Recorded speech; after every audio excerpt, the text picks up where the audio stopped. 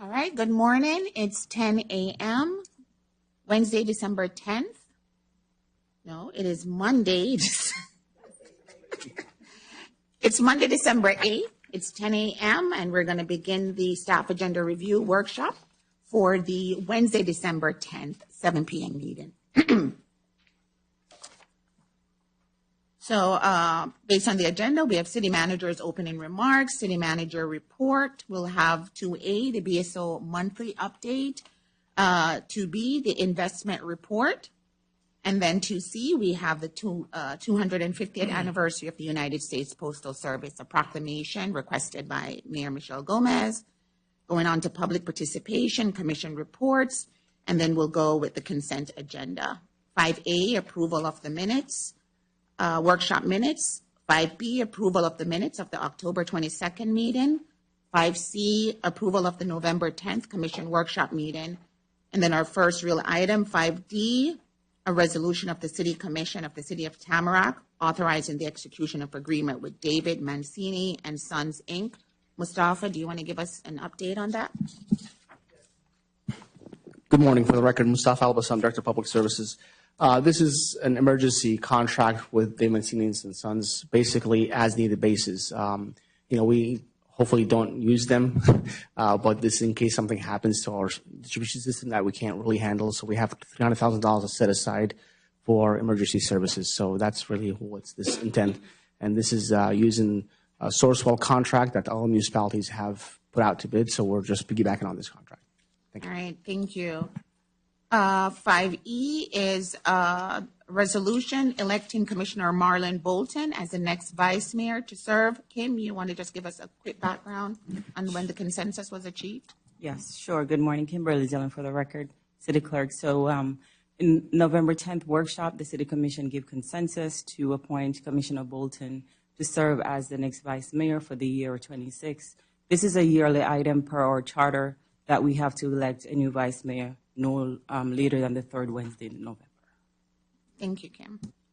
5F is a resolution of the City Commission adopting the Affordable Housing Incentive Strategies recommendation report of the Affordable Housing Advisory Committee. Simone, do you want to give us an update on that? Sure. Good morning, everyone. For the record, my name is Simone Flores, Housing Division. The AHAC met in May of this year to make these recommendations. Currently, the city has 4 existing recommendations for the housing strategies, and those are they opted to stay with the existing 4, which is A, processing approvals of development orders and permits, expediting those. G, the allowance of flexible lot configurations, including 0 lot line configurations for affordable housing. I, the establishment of a process by which local government considers before adopting policies, procedures, ordinances, and regulations. And K, the support of development of near transportation hubs and major employment centers and mixed-use developments. Thank you, Simone. And this is a requirement to be submitted to HUD on an annual basis? It used to be tri-annually. Now it's an annual basis. Okay, and it needs to be submitted by December 31st. Okay. To ship. Okay, thank you. You're welcome. On to the regular agenda, we have item 6A, TR 14350, which is a resolution of the City Commission awarding bid number 25-24B and approving an agreement with Alexander & Johnson Project Management and Development, Inc. for construction of the Westwood Boulevard East roadway and drainage improvement project. I think we have a presentation on this item. Mustafa? We do, and I apologize. Jim's just loading it right now, the PowerPoint. All right.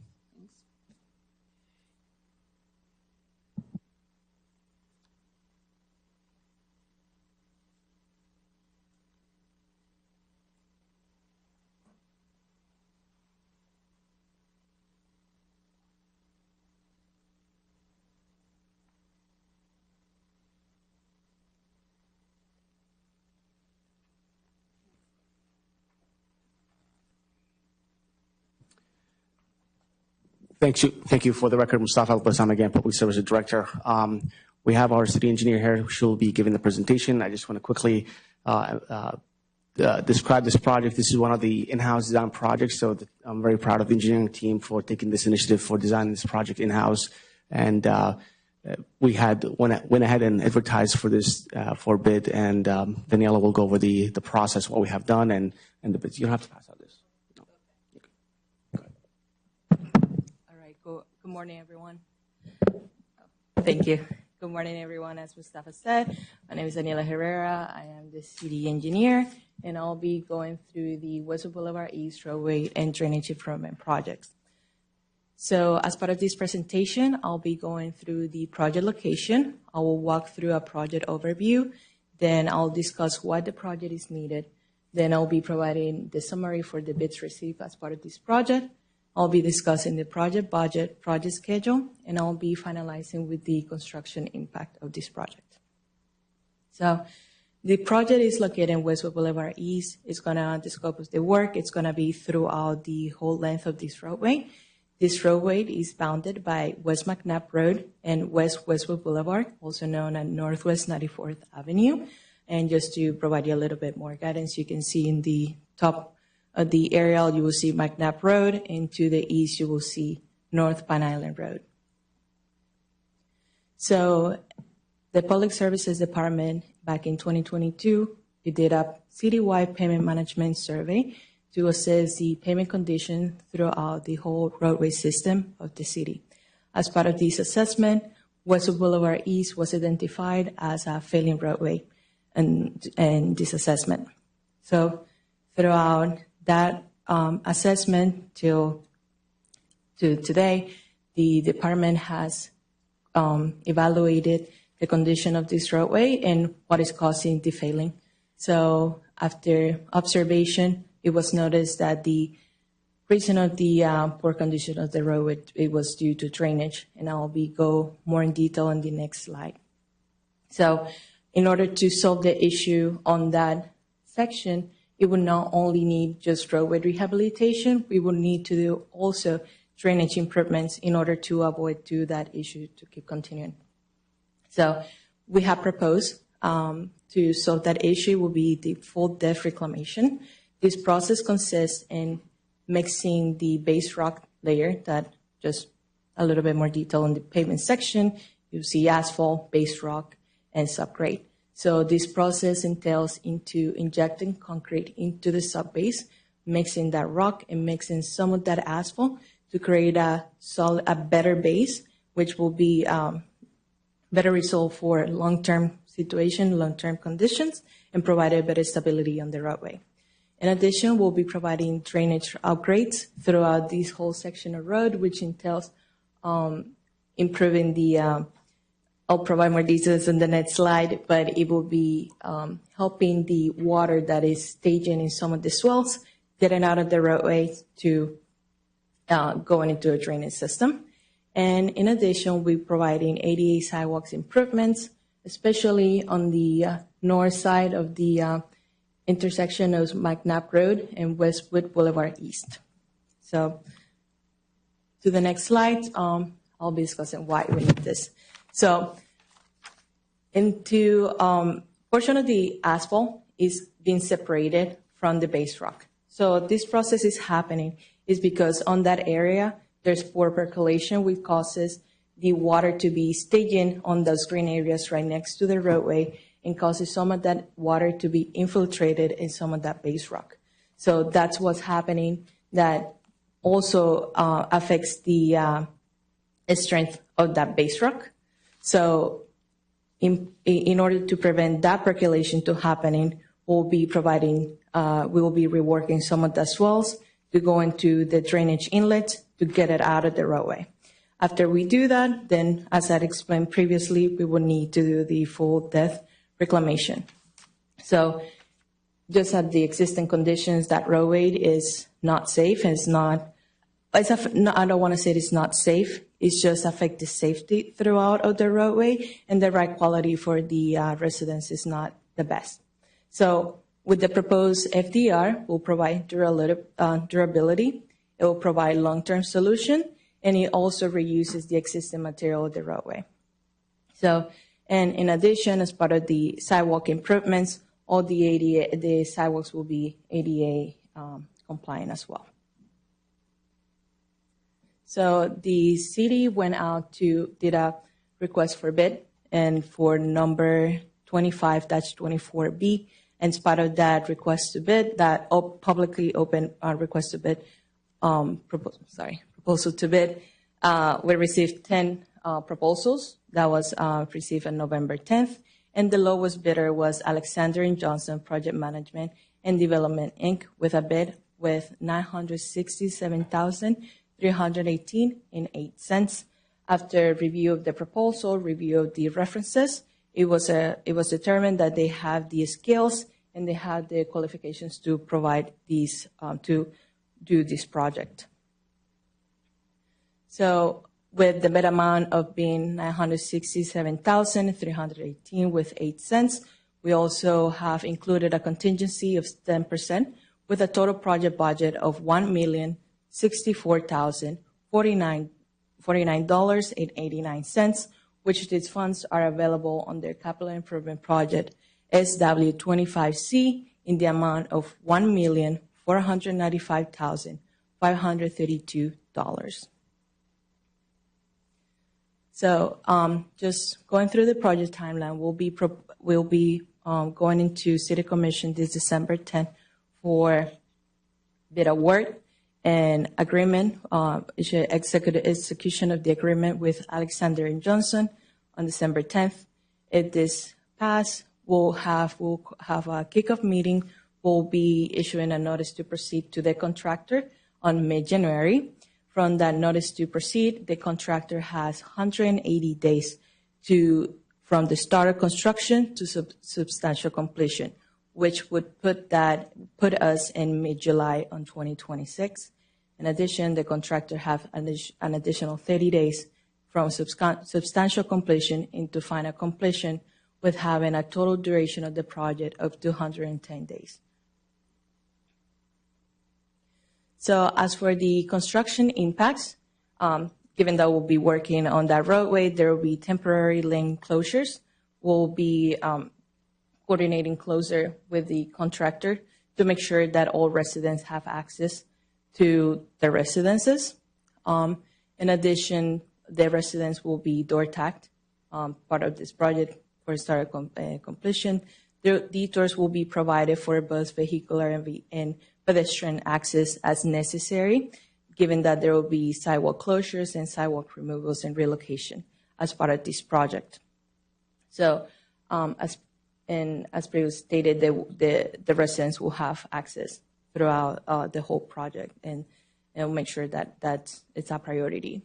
And they'll be door tagged as part of that explanation. Part of the roadway, part of the work, it's happened within the Lime Bay community. So we have had and signed off an agreement with the community, and this is the picture shown there. So, and there where the project coming in and happening. So if you have any questions, please let me know. Thank you. And you did mention that there's going to be some existing sidewalk removal that's going to be in the Lime Bay community. Correct. Where is that currently located? It's in the northeast corner of the project. So it is currently the sidewalk. That's part of the ADA improvement. The current sidewalk is not an ADA compatible, and it is in the private property. So part of this project is to remove that sidewalk from the private property and relocate it to the city right away. The picture you saw in the last slide that Daniela had shown is the access agreement between us and Lime Bay, and they have signed it, giving us access to their property to demolish and remove a sidewalk. So that has been coordinated with the HOA. Okay. Thank you, Daniel. Thank you, Mustafa. Thank you. The next item is 6B, TR 14353. This is the agreement between the City of Tamarack and BSO, specifically Gregory Toney, PhD, as Sheriff of Broward County. I know that we had this agreement on the commission agenda in the past, and it's back on for next Wednesday's meeting. Tanya, do you want to provide a quick update? Yes, Tanya Storing, Assistant to the City Manager. This item presents an update to the District Chief section of the BSO agreement previously discussed at the October 22nd Commission meeting. Since the last meeting, one edit was made in Section 10. The contract now adds that the Sheriff shall provide a 30-day notice to the City Manager for removal pursuant to Section A, D, and E. No other changes have been made, and the agreement remains consistent with the negotiated edits presented in October.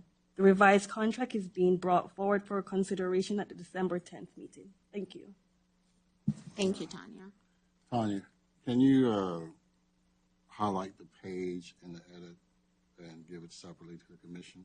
We did, Hans. So we provided a two-pager of significant changes in the contract, consistent with what we discussed and how. So we have identified what section of the contract, what page, and the significant change. So that was included as a part of the backup item. No, I'm more from not all the changes, but the changes from the last meeting to now. I Yes, assume we're talking about just the one change. Yeah, 30 days. I think I saw something else, Yeah. 15 days. That I don't remember seeing that earlier too. No, just the 30 days. Just the 30 one days. edit on The 15 days was included initially? Yes, yes. Okay. Double check that. Okay, Okay. no worries. All right, thank you. Ordinances on first reading, item 7A, TO 2618 is an ordinance amending Chapter 5, Buildings and Building Regulations, Article 4, Unsafe Structures, to create a new section of the Code of Ordinances. This is coming from the Building Department. Tony has a presentation. Good morning. For the record, Tony Palacios, Building Director and Building Official. The state of Florida has requested cities to adopt an ordinance regarding milestone inspections. The purpose of this is for Tamarack to adopt a city building safety inspection program consistent with the state of Florida and Broward County Boards of Rules and Appeals Policy 05-05 to ensure the structural and electrical integrity of buildings. It references the Florida statutes 553.899, the Florida Building Code, existing building, Chapter 18, and the Broward County administrative provisions of 110.15. And the intent is to protect public safety, life, and property in qualifying buildings through periodic inspections and mandatory reporting and enforcement consistent with the state and county policies. The qualified structures are any building that are 25 years or older based on the certificate of occupancy date from BCPA. The buildings that are included in this are condominiums, co-ops, and threshold buildings. And there are some exceptions to the actual policy itself. A formal list will be issued to the building departments by the Broward County Board of Rules and Appeals for the year. The lists are delivered to us usually in the last week of May, first week of June. And again, the initial inspections are 25 years and every 10 years thereafter. The building official issues notice required inspection by certified mail to the owner or the registered agent. And those are usually done between the month of June and August.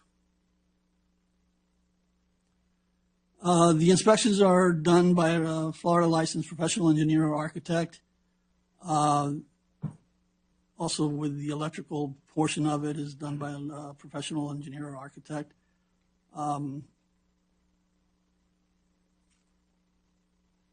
The owner association must submit a signed and sealed report within 180 days of the receipt of the certified mail stating that that their building is due for inspection.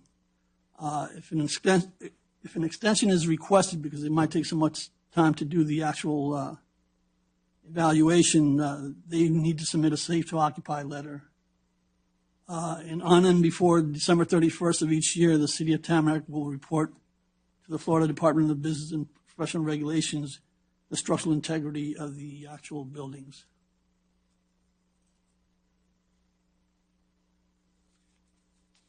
Okay, so this is page.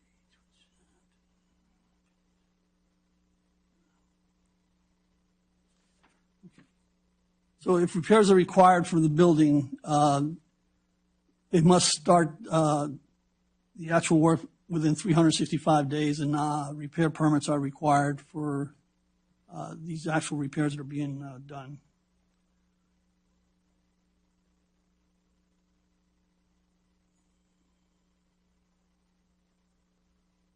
Okay, so if there's like issues with the buildings, they're not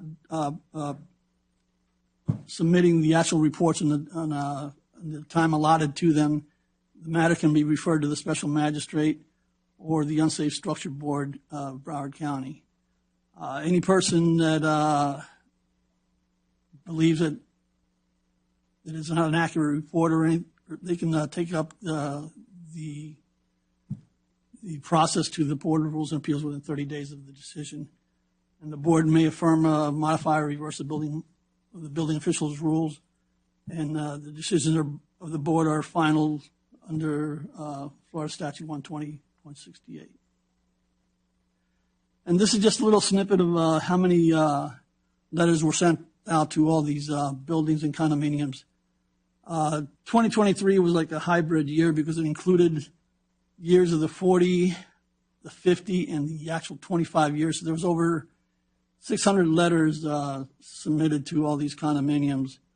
In 2024 is obviously a little bit less, and 2025 is even less. So I mean, most of the buildings already have been notified of these inspections.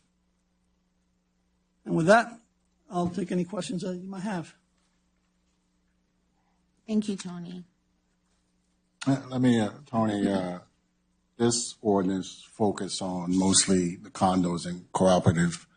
Also make sure that with respect to commercial buildings, I know they are subject to the 25-year inspection also. That is correct, but that is only the BORA policy that's requiring the commercial buildings. The state of Florida only requires just the condos, co-ops, and threshold buildings. And we comply with BORA policy. Right. Okay. Correct. Thank you, Hans. All right, so we are on to item 7B, which is TO 2619.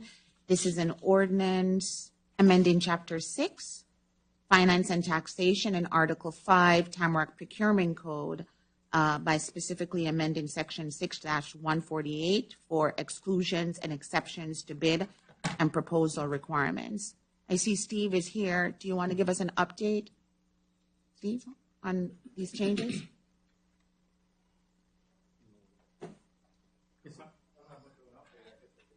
Just on the changes that are being proposed, yeah. Yeah, good morning, everyone. It's kind of short. Good morning, everyone. So this item is for some changes to the procurement code. This section in particular has some exemptions, things that don't have to have competition. And what was adjusted was there's 3 adjustments. There's a tweak to some language pertaining to an item in terms of artistic works, that sort of thing, something that's more qualitative as opposed to quantitative. And then there's 2 additions, one for emergency purchases, and then a third for owner direct purchases. Essentially, whenever we buy things directly, as opposed to having a contractor buy it, and we save on the sales tax. So essentially 3 changes, they're all okay changes. Procurement has no issues, so that's a brief update. All right, thank you so much. Thank you, Steve. And the last item on the agenda, item 8A, is an ordinance on second reading. It's TO 2613. This is amending the table of allowed uses, so we could add a new use as an incidental use, which is a limited online sales use. Again, this item is on second reading, and a presentation was made by the applicant at the last meeting. I'm going to open it up now to the audience to see if there's any questions from anyone. No? Seeing none, then we will formally adjourn the meeting. Unless you want questions. Thank you so much. Meeting.